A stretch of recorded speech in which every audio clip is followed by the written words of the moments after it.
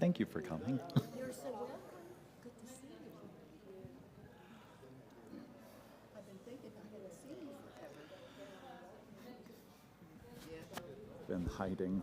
Okay, well, that's good. We come in, go to the 11 o'clock, and Well, normally we go to 11. Today was.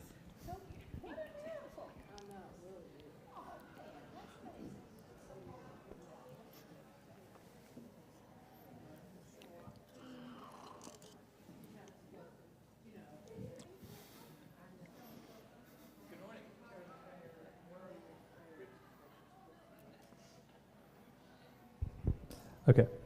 Good morning. Continuing our series, actually, this is the last piece to our series on pilgrimages. We are joined this morning by Rob and Betsy Elsner, and they are going to grace us with a discussion. I'm going to butcher the pronunciation on these, but they're pilgrimages to Chartres and Taizé. And he'll probably pronounce those better than I do, including about the labyrinth there. So thank you. thank you. I appreciate it. We were asked to kind of tie together the issues of pilgrimage today. We've been discussing pilgrimage throughout this beginning of the church year, and going forward, I'm hoping that you grapple with the idea of what a pilgrimage is for you, and that it doesn't always have to take one particular form. And we set up this beautiful canvas replica of the Chartres labyrinth to get you to think about the resources that we have and have had, and that we're building right now outside this wonderful labyrinth in commemoration for those martyred in this room last year. So we want to tie it together in new ways. If we are talking about pilgrimages, and we're thinking about this word we've been talking about this year, I'd like you to think about the definition. That a pilgrimage is a journey, it's a new experience, it's a way of refining and redefining your relationship. We joke, I used to direct a master's in counseling, and we used to joke when we got to the idea of marriage and family therapy that all marriage is a pilgrimage, because you are always going and refining and redefining the relationship. And a pilgrimage is a redefinition and a refining of your relationship with God, with the divine, with this understanding of how you relate one to another. And that's really important to us, because otherwise we think about it segmented off as just going to a place, just going to a form. And that's not always what we really want to do. So I want you to think about it as transformation. Pilgrimage is always about transforming yourself and those with whom you love. Not just whom you love, with whom. Love has to be two ways, or it's not really love. Love has to be an intimacy and a knowledge and a sharing. And that is really important. When we talk with students at the university about intimacy, they always get that wrong, because they always think about intimacy as physical intimacy. And that's usually a substitute for real intimacy, of real sharing, of vulnerability, of opening yourself up. And that's exactly what the idea of a labyrinth is. We use the physical intimacy as a way of opening up the real intimacy with God. We become vulnerable. We walk a labyrinth, just as we would take a pilgrimage to a holy land, just as we would take a pilgrimage to a holy site. That is where the real intimacy starts, because we give ourselves allowance. We transform ourselves into a deeper relationship with God. We transform ourselves in many ways. But the sad and the scary part is that it is new. The sad and the scary part is that when we transform our relationship and we become truly intimate with someone, especially with God, we sometimes worry. Am I good enough? Am I wonderful enough? Am I deserving of this? Just as in our relationships with spouses or other beloved people, there's something called imposter syndrome, which so many people fall victim to. They love me, but what if they found out about? And we find that in professions. I don't know how I got this job. If they found out how I really am, or what I really know, or what I really can do, I might not have it. And with God, you have to get past that relationship because God already knows you at a level that you don't know yourself. So it's opening yourself up to that intimacy with God, not trying to show God your best, because God already knows. And that's where this is the scary part. The idea of labyrinths go back many millennia. Most of you, the first time you heard of a labyrinth was with this great story of the Minotaur. And as you were children, you learned about mythology. You heard about the Minotaur and you heard about this labyrinth. And a lot of people in the modern labyrinth movement get very upset because they think that the ancients who created the word labyrinth didn't know what they were talking about. Because this is what we call a multicursal labyrinth, where you can actually get lost in it. And in your relationship with God, you can't get lost. You feel like you are lost, but you are not lost, because God knows where you are. But we still think about this in terms of the historical idea of a labyrinth and how important this is. The idea of the labyrinth with the Minotaur is a terminal labyrinth. It ends usually with your death. So it's what we call in malo. And in malo, there is ill intent for you in that labyrinth. Well, in Christianity, we don't really worry about that because we're in the other parts of the theologic idea of the labyrinth as a pilgrimage, as a journey with which you travel with other people. And if we look in Nazca in Peru, this labyrinth shot from the air, and it's quite large. It's hundreds of meters across. We find that this was a labyrinth in which it's a continual labyrinth. You start and you come out at a different spot. You start and you are different as you are transformed through the Spirit, even if they were worshiping God in a way that we would not understand, and they had a different name and all the rest. But God is God, even if we don't know. They walked a labyrinth, they actually danced it, and they threw flowers and sang and drank and sometimes did other things we don't talk about in a church. But they had a great time because the labyrinth for them was what we call in bono, in good. It's not to harm you, it's to strengthen you, to make you better, to open yourself up to the idea of intimacy with one another and with God, to share with one another and with God. That is an important part of our tradition here.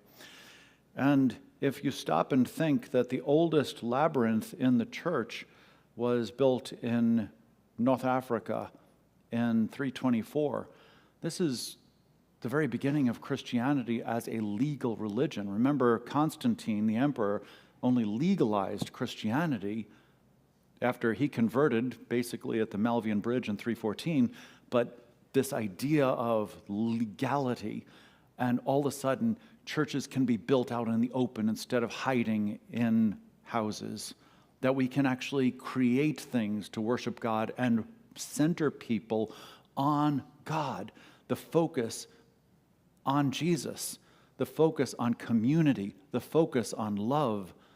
That is an important thing. And one of the first things they did was they took this ancient idea of a labyrinth and they put one into one of their first churches, one of the very first churches built as a church. And that's a drawing of it because the photographs of it are just show how bad a shape it was in when they discovered it. But this beautiful idea up here, and sorry, I was looking for the laser, in the center right there, it talks about Holy Church, Santa Ecclesia, and the idea of you find yourself at the center of the labyrinth when you have found the holy.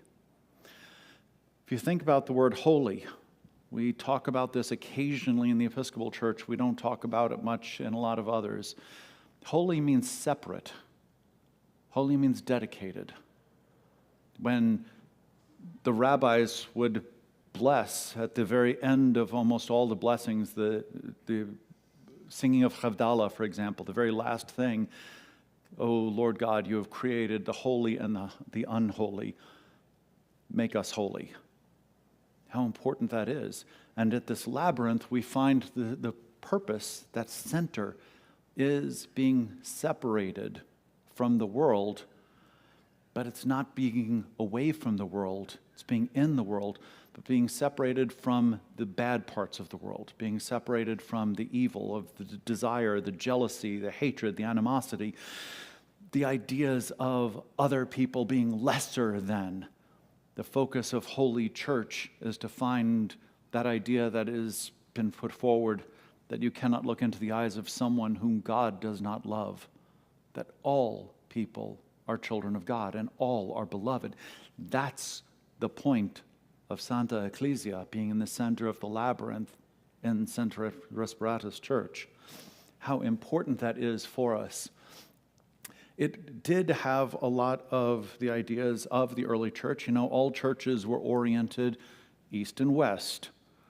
All churches, until modern building, we started going, but the site is here, and we don't care that much about the light going in the front door or in the back window.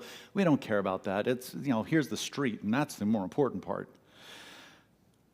Well, we lost something with that because we stopped thinking about the larger creation. How do we fit into all of creation instead of how do we fit into this one spot? So in many ways, we stop ourselves from being holy in the way that we talk about it here, the full relationship with God. It's not saying it's bad that we build for convenience on a site. It is saying that we do lose something, so the labyrinth sometimes helps us to restore that and recover that. And if the labyrinth isn't east-west, it's also okay. Just thinking about this is important.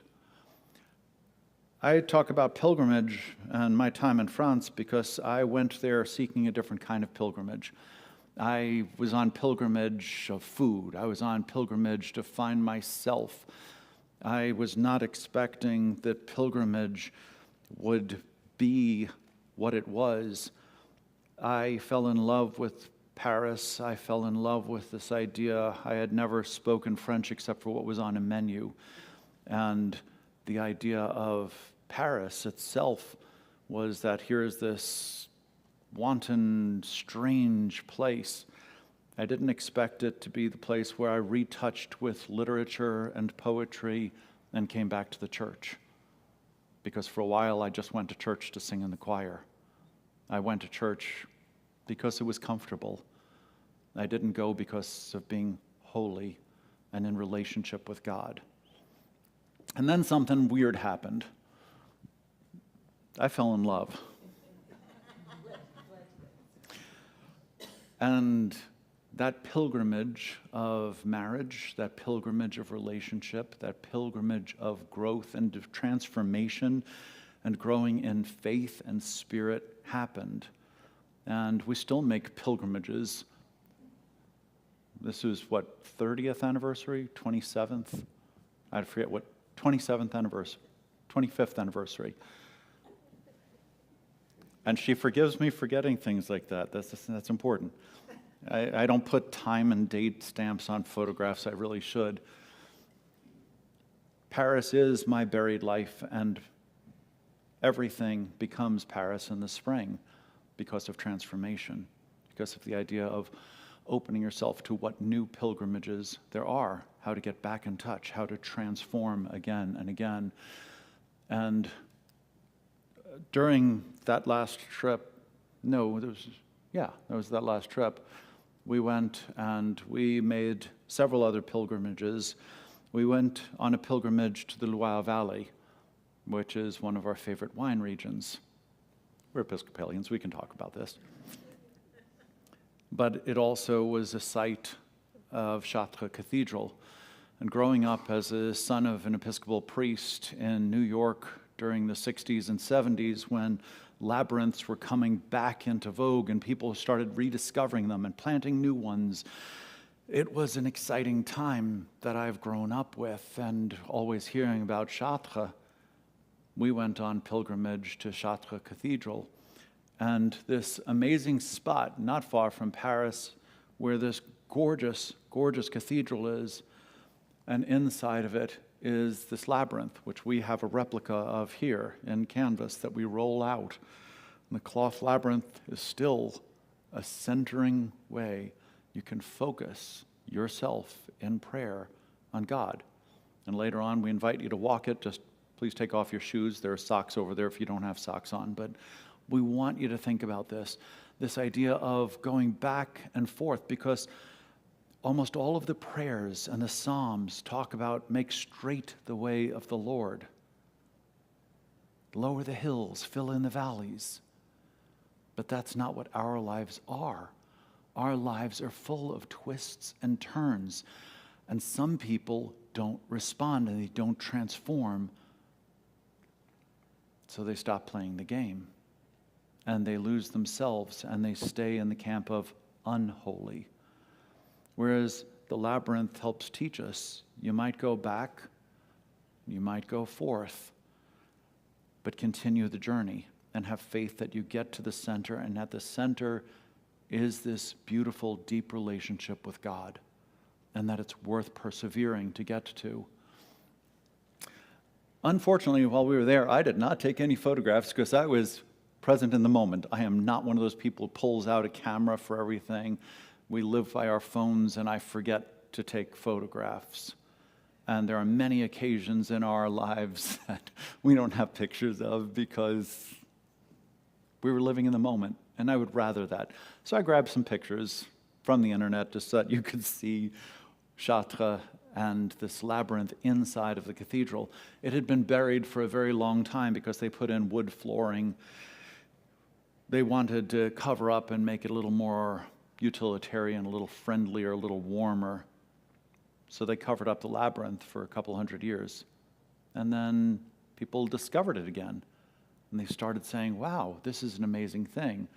Problem is that if you go to Chartres, this is what you expect. And when we were there were a couple of busloads of tourists from around the world who came, and they all wanted to run the labyrinth as fast as they possibly could. And they say, I did the labyrinth, instead of slowing down. That's why there are so many twists and turns. To slow down, to get you to stop and think where you are. How do I orient myself? Remember, the word orient means to face east. The Orient versus the Occident. The maps used to be drawn with the sun at the top, the east, so that you wake up in the morning and you hold your map and you see where the sun is and you orient yourself to the east. And we should be orienting ourselves to God. And that's the point. But if people are going there just to say they walked the labyrinth, it becomes problematic. It becomes the unholy. But Chartres Cathedral is more than just a place of the labyrinth. Chartres is where this wonderful guy, Hugh de Saint-Denis was incredibly famous. He is one of those people who changed the world in those subtle ways that we don't always hear about. And he said that everything we do should be a pilgrimage. Everything we do should be transformative. Every moment that we breathe should be. And we're not talking all the way yet to what Isaac Watts wrote in that beautiful hymn that we occasionally sing of, I'll serve my Maker while I've breath. But this was the seeds planted for that idea. This is where we start, and he said that we need to think about the world. We need to think about God. We need to think about transformation. That first thought towards that goal is a pilgrimage unto itself. What do we do to aid you on taking that first step? What do we do to help you so that later on you get to this meditative state where you're thinking through deeply, you're contemplating, you're opening yourself up to the intimacy of relationship with God? How do we go further into such contemplation where there is an intuition of faith, of trust, of hope, of love. That is one of those great ideas, the great cues for us. And he said that Chartres should be this place where you are starting pilgrimages in many ways. So the idea of every window, every bit of stained glass in there, every carving of stone or wood should inspire you to a new pilgrimage, a new access to your relationship with God, because no matter who you are, no matter what you have done, no matter who disagrees with you, God loves you. And Saint-Denis was adamant about this in ways that were not popular at times. But the idea of the fullness of our lives should be pilgrimage. As I mentioned, I went on pilgrimage to Paris for food. I didn't realize that God was in food at that point. I didn't realize the depth of the smells, the sights, the sounds even of food, and how important that was. And I missed those other beautiful aspects of pilgrimage at first. But God is gracious enough to let me recover a little bit later on, and that's when I met Betsy. But if we look at the stained glass, each one of them is pilgrimage. Each one transports you to a new place or brings back an experience, makes you think about another journey of life and of thought, a new way of realizing things. And sometimes we just get overwhelmed by the beauty and we forget about the transformation. And we miss the point because we are overwhelmed by beauty. That's one of the reasons why last Sunday, John's sermon, I believe it was last Sunday, about the plain windows and looking out at trees and distracting squirrels when the sermons aren't good, and how important that is for all of us, that these are more opportunities for more transformative experiences of pilgrimage. One of those moments that helped me so that when Betsy finally arrived in Paris, that I was prepared enough to be worthy to go out with her, was a transformative experience, another pilgrimage. As I said, one of the reasons that I went to church for a while was not to worship God. I had fallen out of relationship in a way with God, but I was still in love with the music. So I went down to this place called Taizé. And it is this strange community, and this strange community focuses on music and on prayer and on absolute hospitality. And absolute hospitality, the graciousness, the kindness, the warmth is overwhelming. And to a kid who had not experienced a lot of graciousness or kindness in his life, this was an amazing moment. And we get down here, and there were people from around the world, and all I knew was that there was going to be great music. But I was expecting organs. I was expecting big cathedral music. I wasn't expecting the humblest, simplest music. Because the place is a giant barn. It's not the most beautiful spot in the world. They've done some beautiful things there. They've made it a lot nicer over the years. Again, I didn't have my camera out the whole time while I was there as a kid. So I pulled these off the internet because they're much nicer than I would have taken too. But this spot has remained pretty much the same, because your journey and your pilgrimage is about intimacy, not about being overwhelmed by the finest luxury goods of the church. It's about being overwhelmed by the luxury love of the church. Think about the word luxury. I love to get back to the book of Ruth, because Ruth, her name means good companion, and her sister-in-law was Orpah, which means luxury. And when push came to shove, luxury disappeared, but the good companion went with and stayed with. And your home will be my home, and your God will be my God. That's that transformation of the pilgrimage. And one of the most important of the songs is one of the most simple of their songs. This loving idea.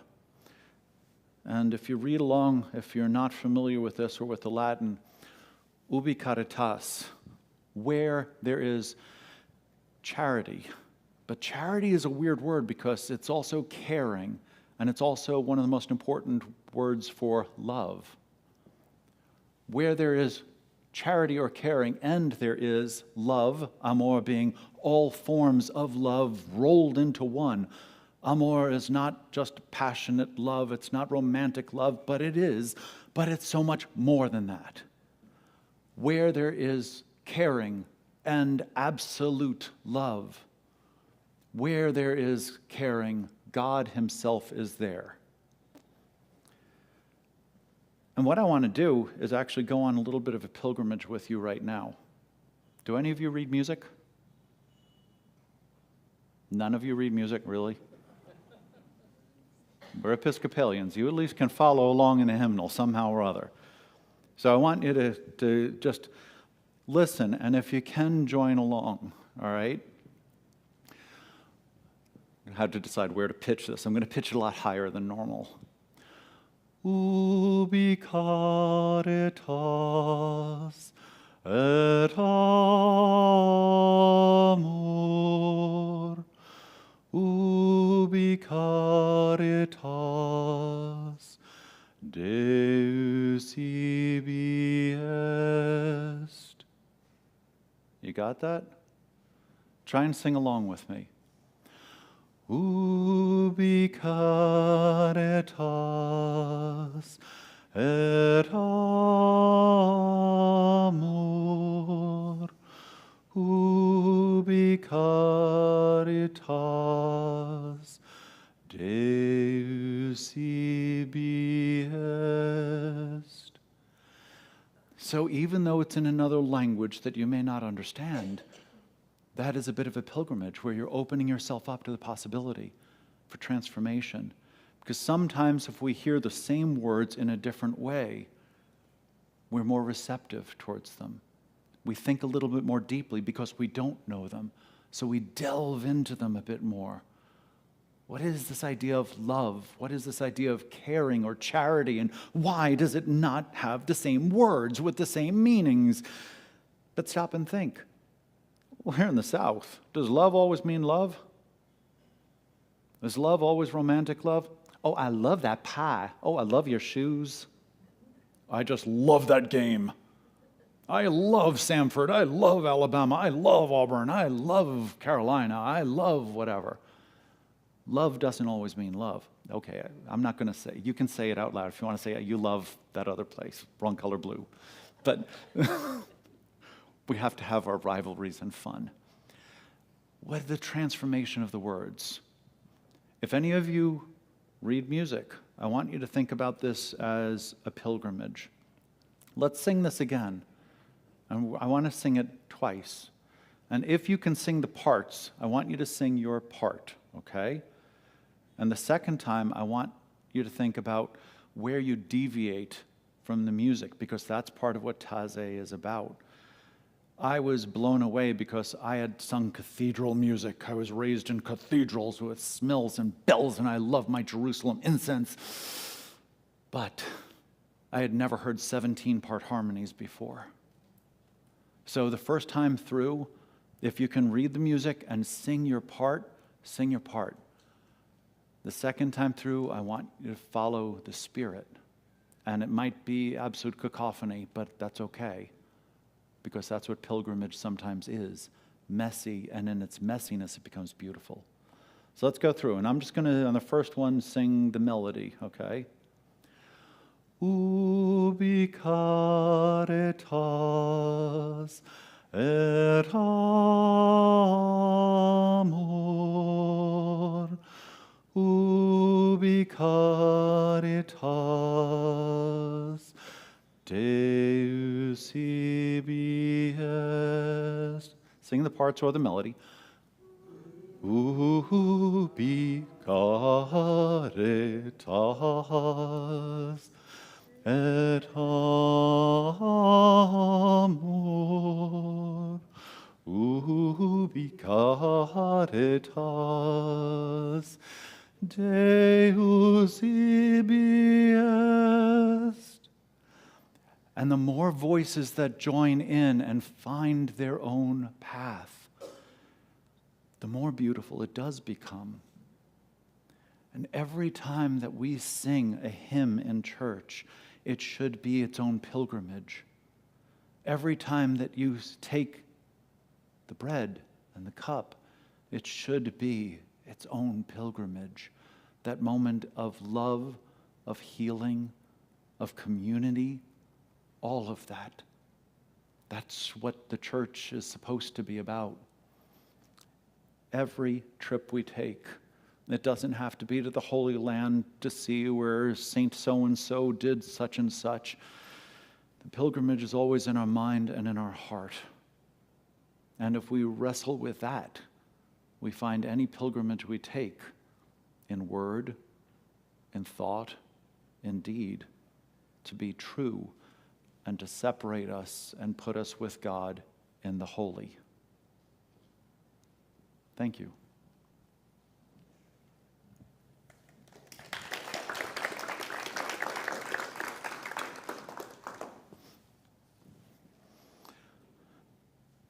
I believe that our host is going to ask you for questions now. Yes. Come back up here. You can't run away.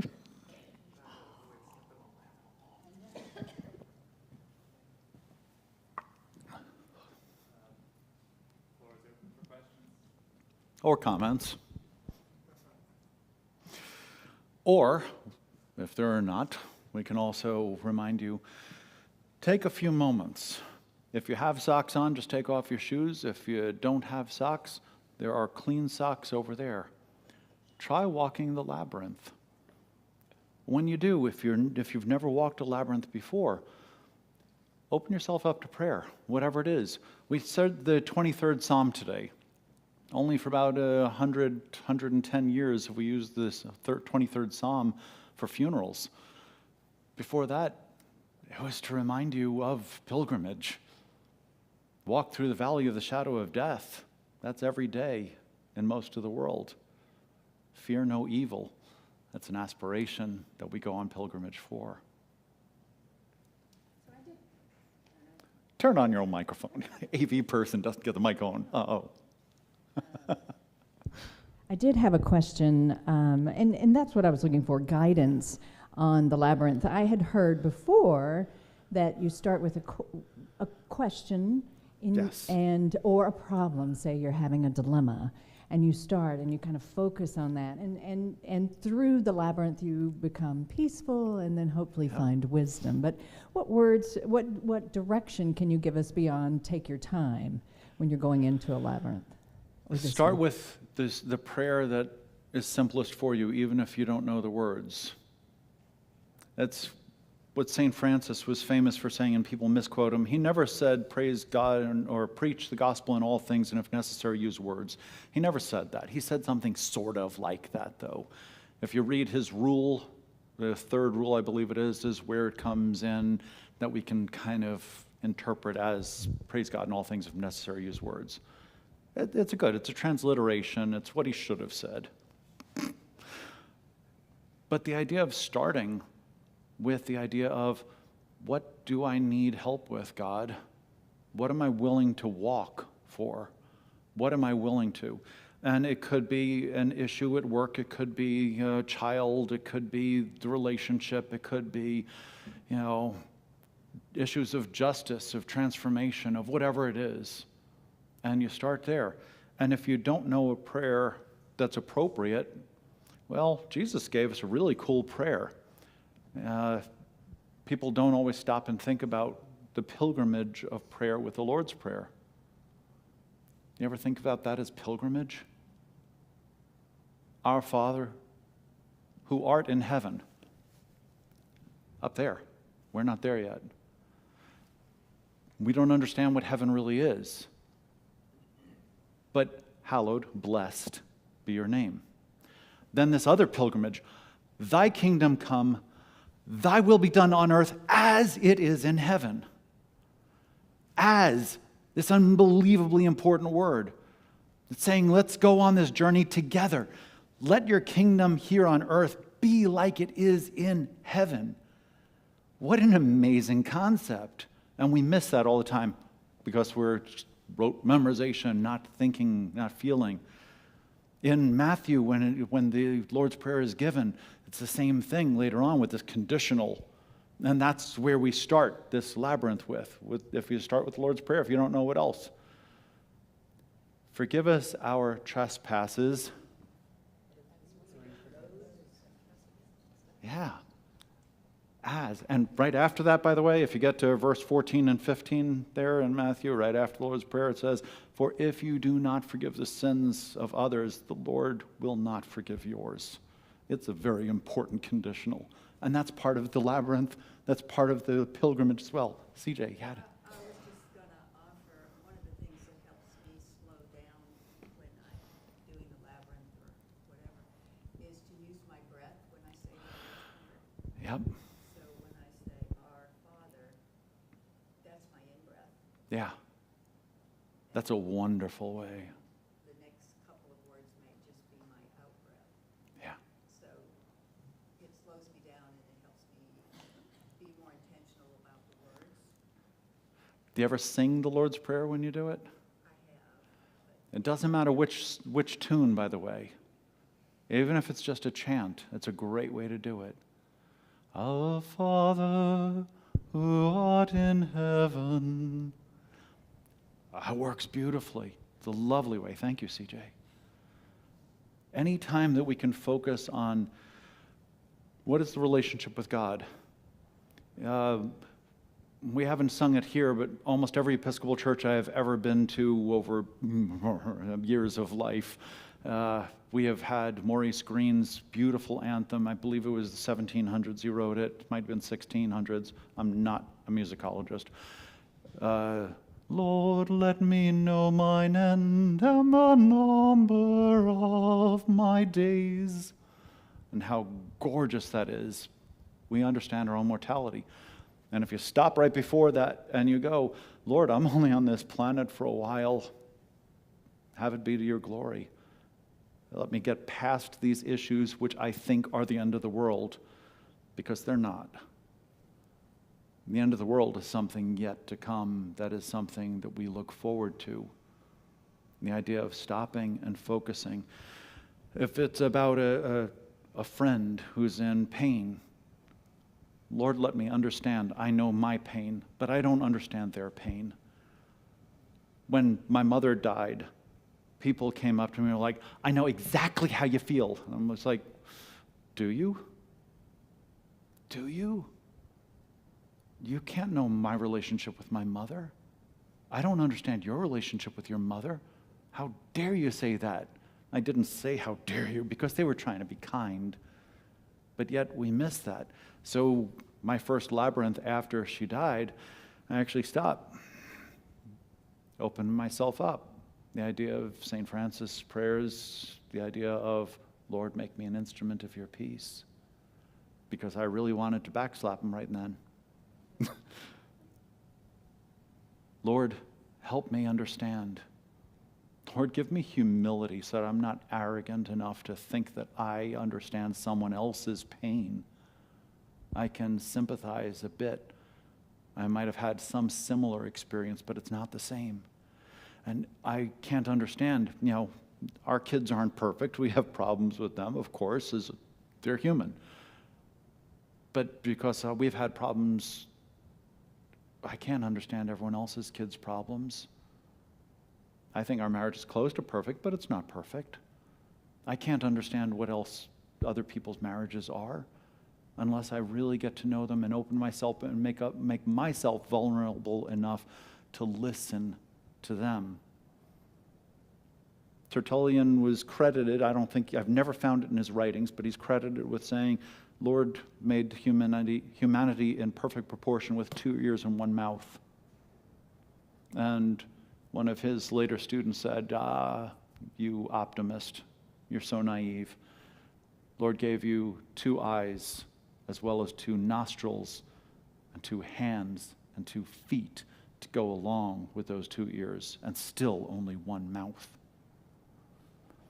You get to that beginning of a labyrinth, use all the senses, bring up, and then focus on what the prayer should really be. Not what is weighing your heart at the moment. What are the other factors involved that brought you to that point? And then when you walk the labyrinth and you start letting go of each one of them, every twist and turn, I could have been kinder here. I'm letting go of that now. I could have studied harder there. I'm letting go of that now. I could have done this, I could have done that, and let go of them. And you let go and you let God. And that's where you find something like a labyrinth to be incredibly powerful and healing for yourself, so that you can get to that point of intimacy with God, where you can accept that God really loves you, that that's just not a simple thing that children sing that we sang inside a church a little while ago, that it's something profoundly true.